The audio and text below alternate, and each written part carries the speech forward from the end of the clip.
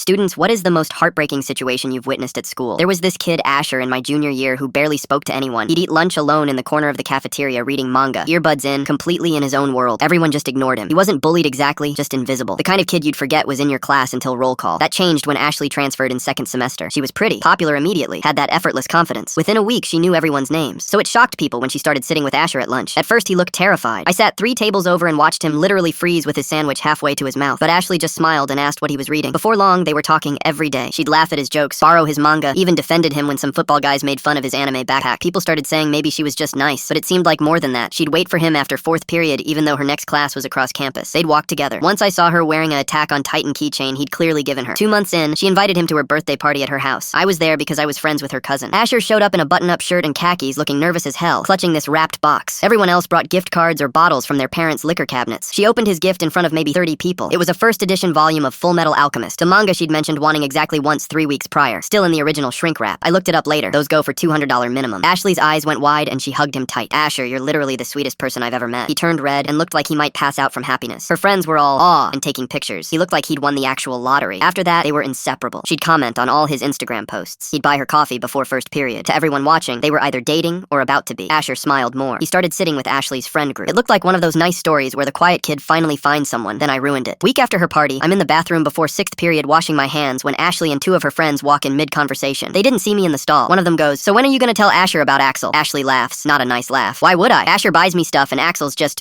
fun. Another friend goes, "That's kinda messed up," but she's laughing too. Ashley says, "Look, Asher is sweet, but come on. I'm not dating someone who brings manga to a party. Axel's a senior with a car, but Asher gives me things and doesn't expect anything because he's just grateful someone talks to him." They left, still laughing. I stood there feeling sick. Turns out Ashley had been dating this senior named Axel the entire time, like since before she even met Asher. I'd seen them together at the mall once, but thought nothing of it. Asher was basically her gift service with feelings attached. I spent 2 days trying to figure out what to do. Part of me wanted to stay out of it, but I kept thinking about his face at that party, how genuinely happy he looked. So I told him, found him after school by his locker. I said I needed to tell him something and it was going to suck. He looked confused, but followed me outside where no one could hear. I told him everything I'd heard in the bathroom, every word. His face just went blank, like completely expressionless. He asked if I was sure, voice totally flat. I pulled up Ashley's Instagram and showed him her most recent post from 3 hours ago. Photo of her and Axel with the caption, 2 months with this one. Asher stared at it for maybe 10 seconds. Then he handed my phone back, said, "Thanks for telling me," and walked to the parking lot like nothing happened. Didn't cry, didn't yell, nothing. That scared me more than if he'd broken down. Next morning, Ashley came to school crying. Mascara everywhere, eyes red. By lunch, everyone knew why. Apparently, Asher had returned everything she'd ever given him. Every single thing. All the notes she'd written him. A friendship bracelet she'd made in class. A stuffed animal she'd won him at homecoming. Even a used paperback book she'd lent him. Everything in a cardboard box on her porch. With one sentence written on notebook paper on top. "You can't return what was never real." He never spoke to her again. Switched lunch periods. Unfollowed her on everything. When she tried to apologize in the hallway, he walked past her like she was invisible. Just like everyone used to do to him.